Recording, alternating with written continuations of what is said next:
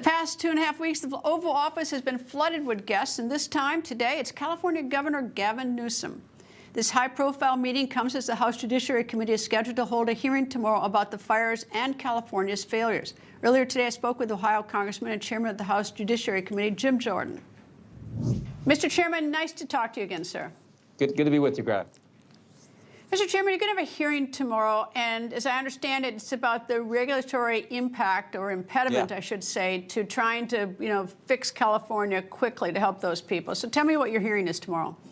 Well, it's about overregulation. I mean, everyone knows California's got all these crazy policies in place, bad insurance policy that some insurance companies drop to customers because of the stupid regulations in place. The inability to allow the underbrush to be cleared out. We think we had a group of our members and staff out there last week getting a tour, and this was the main thing they said is this underbrush never gets cleaned out, never controlled burns. And then when you have something like the conditions they had with the wind conditions adding to the fire, whether it was an arsonist or whoever started it, it just created this devastation that we've seen. So we want to highlight that and make sure like these kind of policies don't go anywhere else.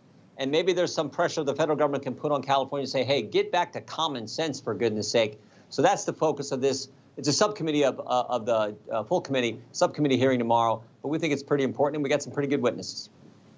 Well, it seems to me that there are really sort of two issues. One is whether there are regulations that that inhibit the ability to prevent problems like this. Obviously, they're always going to have fires out there, but the magnitude of the fire, that's the first thing.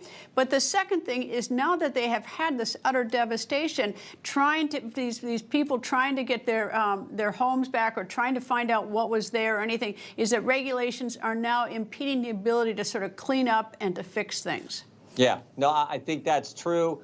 There's also, of course, what is FEMA doing? We know FEMA, when the Emergency Management Association was there, our agency was there in Carolina back in the fall, we knew how they were discriminating against people who had a Trump sign in their yard, for goodness sake. So there's all those issues that we think are relevant, and we're trying to be helpful here and highlight what works, what doesn't work. And, of course, there's what President Trump has raised when he was out there. You know, the craziness on the water situation and not allowing water to go where it needs to go. I mean, all those are part of the discussion. And we just think it's important that we highlight that, get that information out there, and then try to be helpful to these families and folks who've lost their homes. Well, State Farm, which insures many of these homes in the area and in California, has sent a letter to the state regulators for insurance. They want rates to go up 22%. And after it goes up over 7%, they have to get permission. But 22%, that's, I mean, it's an incredible jump. Yet in some ways is that they're going to go bankrupt paying for all this damage. Yeah. No, look, I get it. My understanding is there were laws in place in California that prevented the marketplace from actually working.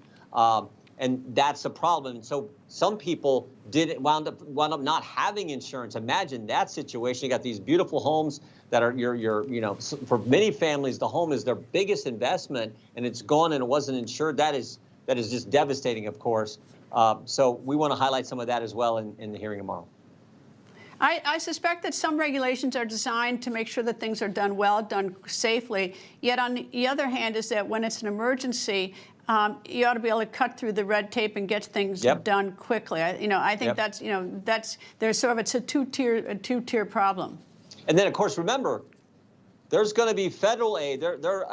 Members from California, the governor of California, are asking for federal help. So tax dollars from the people in the 4th District of Ohio and from all over the country, those people are being asked to send money to California to help with this situation, where it seems like the problem was really exacerbated by policy decisions made by people in California, and yet they're asking us to pay for it. So that is a concern as well, and I'm sure that will come up in the hearing tomorrow also.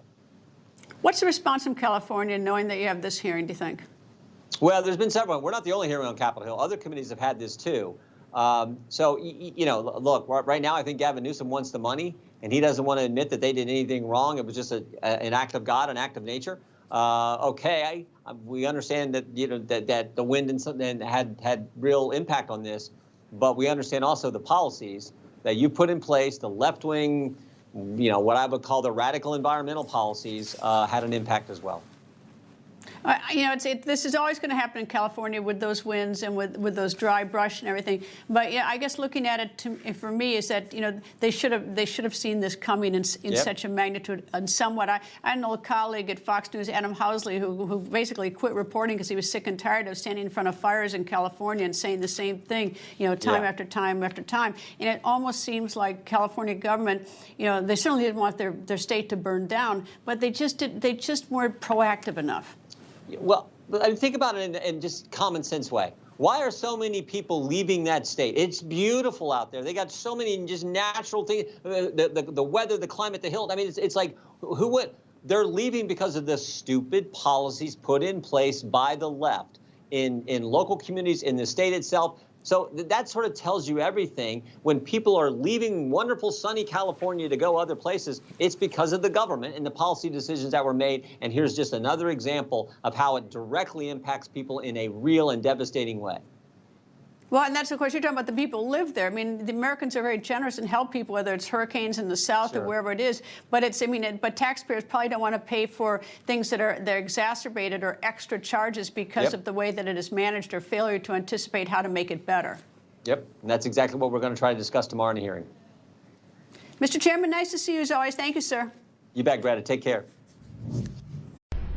People think news just happens. It doesn't. It happens because there's someone there to capture the moment, to explain it and share it. That's my job. I go where news breaks and give you the facts. Join me for The Record on Newsmax.